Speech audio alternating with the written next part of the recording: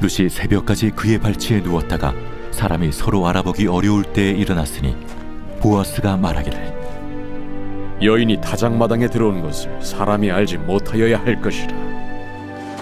내 겉옷을 가져다가 그것을 펴서 잡아라. 그것을 펴서 잡으니 보리를 6번 되어 룻에게 지워주고 성읍으로 들어가니라. 룻이 시어머니에게 가니 내 딸아, 어떻게 되었느냐? 룻이 그 사람이 자기에게 행한 것을 다 알리고 이르되 그가 내게 이 보리를 6번 되어주며 이르기를 빈손으로 내 시어머니에게 가지 말라 하더이다. 내 딸아, 이 사건이 어떻게 될지 알기까지 앉아있으라. 그 사람이 오늘 이 일을 성취하기 전에는 쉬지 아니하리라. 하니라. 보아스가 성문으로 올라가서 거기 앉아있더니 마침 보아스가 말하던 기업 물을 자가 지나가는지라. 보아스가 그에게 이르되 이리로 와서 앉으라. 그가 와서 앉음에 보아스가 그 성읍장로 10명을 청하여 이르되 당신들은 여기 앉으라. 그들이 앉음에 보아스가 그 기업 물을 자에게 이르되 모압 지방에서 돌아온 나오미가 우리 형제 엘리멜렉의 소유지를 팔려하므로 내가 여기 앉은 이들과 내 백성의 장로들 앞에서 그것을 사라고 내게 말하여 알게 하려 하였노라. 만일 내가 물으려면 물으려니와 만일 내가 물으지 아니하려거든 내게 고하여 알게 하라. 내 다음은 나요 그 외에는 물을 자가 없느니라. 그가 이르되 내가 물으리라. 하니 보아스가 이르되 내가 나오미의 손에서 그 밭을 사는 날에 곧 죽은 자의 아내 모압 여인 룻에게서 사서 그 죽은 자의 기업을 그의 이름으로 세워야 할지니라. 하니 그 기업 물을 자가 이르되 나는 내 기업에 손해가 있을까 하여 나를 위하여 물으지 못하노니 내가 물을 것을 내가 물으라. 나는 물으지 못하겠노라. 하는지라. 예, 이제 한밤중에 보아스에게 와서 보아스의 날개 보호 그늘 아래 있기를 요청했던 룻은 이제 보아스의 마음을 알게 됩니다. 자, 룻이 새벽까지 발치에 누웠다가 오늘 말씀 보면 아직 어수룩할 때, 사람이 서로 알아보기 어려울 때 일어나지요. 보아스가 얘기를 합니다. 여인이 타작마당에 들어온 것은 사람이 모르도록 해라. 너와 나 사이에 이렇게 한밤중에 있었던 것을 사람들이 모르도록 해라. 왜냐하면 룻은 이제 며느리였고 나오미 가정의 며느리였고 아직은 이제 보아스와 정식적인 어떤 관계가 없었기 때문에 룻의 명예를 존중하고 또 그 사회에서 잘 살아남게 하도록 하기 위해서는 이런 것들을 사람들이 모르도록 해야 된다라고 이야기를 하죠. 자, 이렇게 룻의 명예를 존중하는 보아스는 이제 룻에게 너의 겉옷을 가져다가 그것을 펴서 잡으라 그럽니다. 겉옷이 있는데 겉옷을 펴가지고 이거를 뭘로 바꾸느냐? 곡식을 담는 곡식 그릇처럼 이렇게 보자기로 하죠. 그래서 보리를 6번이나 되어서 되로 6대를 쏟아서 지워주고 성읍으로 들어가게 합니다. 여러분이 이 보리를 이제 6대나 되어서 가득하게 지워주고 들어갔다라는 건 처음에 이 룻과 나오미가 베들레헴으로 올 때의 상황과 대조되는 장면입니다. 자, 여러분 1장 21절에 보면 나오미가 이렇게 고백을 합니다. 우리 1장 21절 같이 읽어볼까요? 시작. 내가 풍족하게 나갔더니 여호와께서 내게 비어 돌아오게 하셨느니라. 여호와께서 나를 징벌하셨고 전능자가 나를 괴롭게 하셨거늘 너희가 어찌 나를 나오미라 부르느냐 하니라. 아멘. 자, 여기 보면 풍족하게 나갔다가 비어서 돌아오게 하신 여호와. 이제 룻을 통하여는 빈손으로 나갔다가 풍족하게 채워서 돌아옴을 받게 하죠. 자, 이렇게 하나님의 은혜가 이제 역전되기 시작을 합니다. 자, 돌아오니까 기다렸던 나오미가 물어보죠. 내 딸아 어떻게 되었느냐? 그러자 룻이 그 밤에 있었던 일들을 쭉 얘기를 합니다. 그러면서 내게 이 보리를 6번이나 되어주며 이르기를 빈손으로 내 시어머니에게 가지 말라 하더이다 그럽니다. 자, 이 보리를 6대나 지어줬다는 것은 그냥 단순히 먹을 것을 챙겨가라를 넘어서 내가 이 룻과 결혼할 의사가 있다는 걸 간접적으로 표현하는 방식이기도 했습니다. 자, 이 사인을 알자, 받아들이자 이 시어머니 나오미는 따라 이 사건이 어떻게 될지 알기까지 앉아있으라. 서둘러서 뭐 어떻게 할 필요도 없고 그냥 너는 이제부터 네가 할 일은 뭐냐? 가만히 있는 것이다. 가만히 있는 것이다. 여러분, 하나님이 역사하실 때 설레발치는 게 아니라 가만히 있는 것도 큰 은혜입니다. 가만히 있으면 하나님이 행하시는 것을 우리가 보게 되죠. 가만히 있어라. 그러면서 그 사람이 오늘 이 일을 성취하기 전에는 쉬지 아니하리라. 자, 룻이 가만히 있을 수 있는 이유가 무엇입니까? 보아스가 이제부터는 적극적으로 나서서 일이 될 때까지 쉬지 않고 열심히 최선을 다한다는 것이죠. 여러분, 우리도 하나님께서 말씀하실 때가 있죠. 너희는 가만히 있어 내가 하나님됨을 알지어다. 자, 그럴 때는 어떤 때냐면 하나님이 우리를 위해 적극적으로 나서시는 때죠. 자, 우리 한번 보겠습니다. 이사야 62장 1절. 이사야 62장 1절. 이렇게 말씀을 합니다. 나는 시온의 의가 빛같이 예루살렘의 구원이 횃불같이 나타나도록 시온을 위하여 잠잠하지 아니하며 예루살렘을 위하여 쉬지 아니할 것인즉 그러죠. 하나님께서 이 시온, 이 이스라엘, 예루살렘을 회복하실 때 쉬지 않을 것이다. 하나님은 일을 지어서 성취하실 때까지 쉬지 않는다라는 겁니다. 자, 이런 면에서 이 보아스는 이 일을 성취하기까지 쉬지 않는 이 하나님의 신실하신 그 모습을 그대로 닮은 사람으로 성경에 표현을 하고 있습니다. 자, 이렇게 해서 보아스가 일어나서 다음날 1절에 가면 성문으로 가서 앉아 있습니다. 자, 성문은 이제 항상 그 마을의 중심지였죠. 다운타운입니다. 성으로 들어오는 입구. 왜냐하면 사람들은 밭으로 일하러 나갈 때 성문 밖을 나가고 또 양치러 갈 때 성문 밖으로 나가고 그리고 다시 또 성문 안으로 들어오고 또 밤에 잘 때는 성문을 닫고 이제 외적의 침입으로부터 들짐승의 침입으로부터 이 성읍을 보호하죠. 근데 이제 이 오가고 드나드는 아주 중요한 이 중앙 광장이 바로 이 성문 입구였고 성문 입구에는 항상 넓은 공간이 있었습니다.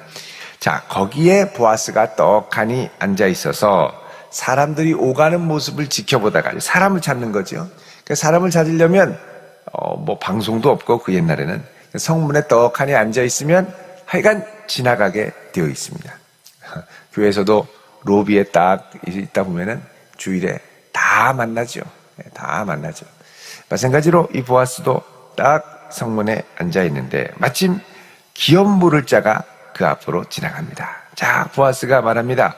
아무개요, 이리로 와서 앉으라. 그 사람 이름이 원래 있겠죠. 근데 이 룻기에서는 뭐라고 나오냐면 아무개요 이렇게 됩니다. 펠로니. 아무개요. 아무개라는 말은 중요하지 않은 사람을 가리킬 때 아무개요라고 그러죠. 이제 이 룻의 기업을 물어주는 이 책임이 있지만 이 책임을 이행하지 않고 이걸 떠넘기는 사람. 그게 누구냐? 아무개라는 겁니다. 여러분, 아무개는 많습니다. 근데 그 사명과 책임을 내가 나의 것으로 알고 기쁘게 순종하는 사람은 드물죠. 그래서 아무개가 되지 말고 성도가 돼야 되겠죠. 이 아무개요, 이리 와서 앉으라. 그러니까 그가 와서 왜 그러나 하고 앉았더니 보아스가 그 성읍 장로 10명을 청해서 얘기를 합니다. 그러면서 이제 본격적으로 기업물을 예식, 절차를 진행을 하는 것이죠. 뭐라 그러냐면, 자, 우리가 이 보아스 이제 3절에 자, 모압 지방에서 돌아온 나오미가 우리의 형제 엘리멜렉의 소유지를 팔려 한다. 다른 말로 하면 이제 더 이상 혼자 살지 않고 누구에게 소속돼서 누구와 함께 살기를 원하는데 내가 여기 앉은 이들과 내 백성의 장로들 앞에서 그것을 사라고 내게 말하여 알게 하였노라 그럽니다.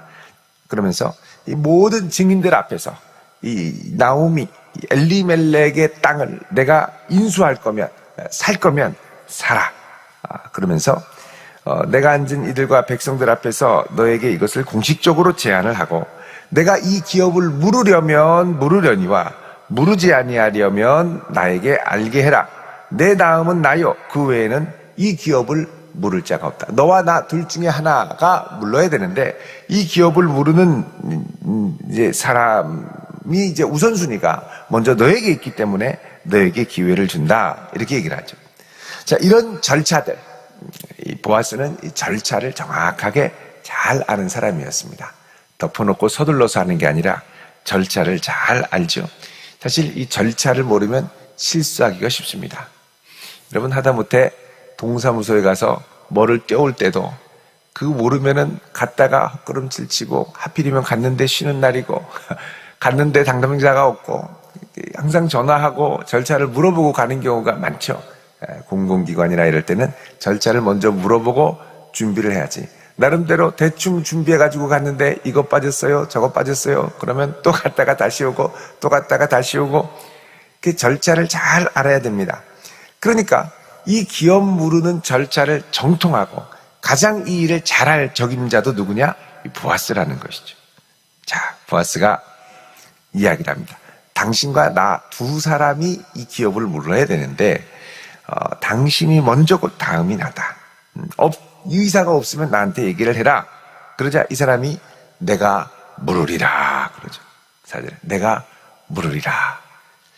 그러면 주도권은 이제 넘어가는 거 아니겠습니까? 그런데 보아스가 이렇게 이야기를 합니다.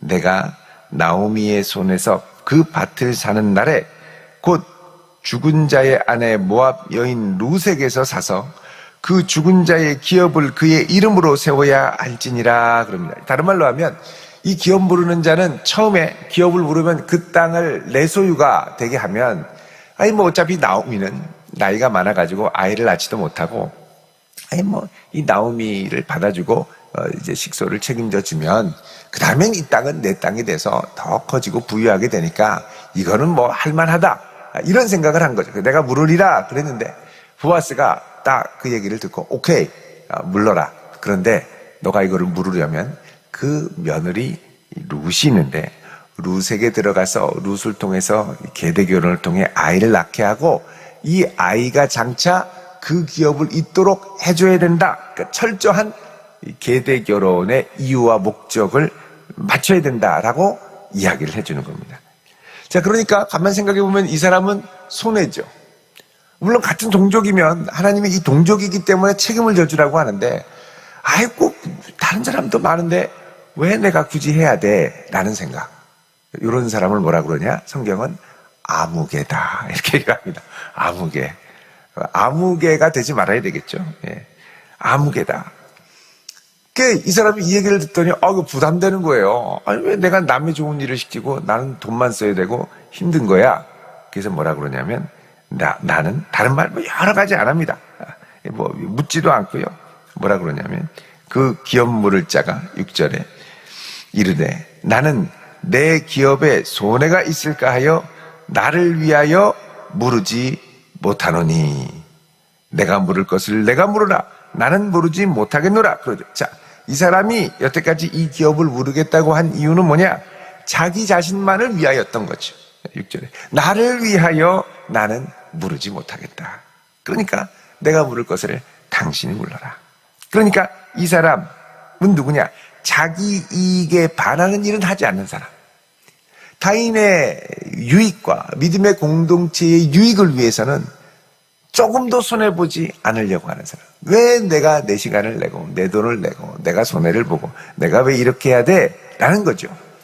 근데 보아스는 지금 룻을 통해 하나님의 헤세드를 알고 자신도 하나님의 인자와 자비의 통로가 되어서 공공의 선, 쉽게 말하면 하나님의 나라와 그의 뜻을 위하여 기꺼이 헌신하는 사람으로 나아가게 되죠.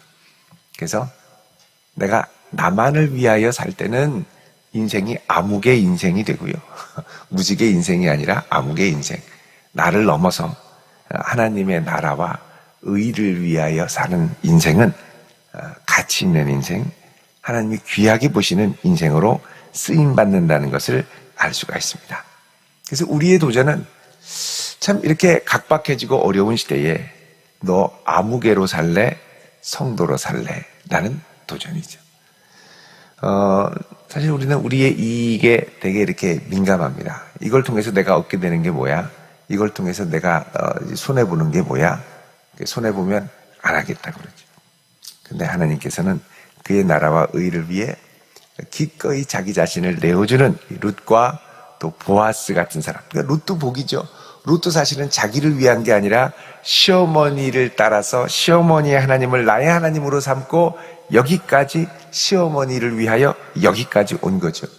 자, 그러자 이제 보아스를 만나게 되고, 보아스는 이 룻의 문제가 단순히 개인의 문제가 아니라 이 가문의 문제고 하나님의 나라를 이어가는 문제로 보고 한 가문을 향한 하나님의 신실하신 은혜를 회복시키는 도구로 자기 자신을 내어드린 것이죠. 그리고 이 일을 위해 이게 남의 일처럼 그냥 두는 게 아니라 내 일처럼, 그래서 18절 중반에 보면 그 사람이 오늘 이 일을 성취하기 전에는 쉬지 아니하리라 그러죠. 그러니까 쉬지 않고 열심으로 내일과 같이 최선을 다하여 달려가는 이 모습을 하나님이 귀하게 보셨다고 말씀을 합니다. 여러분, 우리 한 번뿐인 인생, 하나님의 영광을 위해 멋지게 쓰임받기를 원합니다. 아무개로 살고 싶은 유혹은 끊임없이 있게 되죠. 그러면은 여러분, 이게 아무개는 이 땅에서의 아무개가 아니라 하나님 나라의 아무개입니다. 하나님 나라의 아무개. 이 땅에서는 뭐 떵떵거리고 존경받고 잘 살 수 있죠. 근데 하나님 나라에서는 그렇게 이 세상에서 걷던 사람이 조그만하고 초라하고 아무개처럼 느껴질 수 있다는 것이죠. 우리는 이 땅에서가 아니라 하나님 나라에서 귀한 성도로 쓰임받아야 되고, 또 하나님 나라의 아무개로 잊혀져 사는 존재가 아니라 하나님이 기억하시는 존귀한 인생으로 쓰임받아야 할 줄로 믿습니다. 이런 생으로 기쁘게 나아가는 성도 될 수 있기를 주의 이름으로 축원드립니다. 기도하겠습니다. 거룩하신 아버지 하나님, 우리를 붙들어 주시고 이 땅 한 번뿐인 우리의 인생 가운데 하나님 나라와 의를 위하여 아름답게 쓰임받는 저희들이 되게 하여 주시옵소서. 그리하여 우리들의 수고와 헌신으로 하나님의 뜻이 온전히 서며 하나님의 나라가 잘 세워져 갈 수 있도록 은혜 위에 은혜를 더하여 주시옵소서. 예수 그리스도의 이름으로 기도드리옵나이다. 아멘.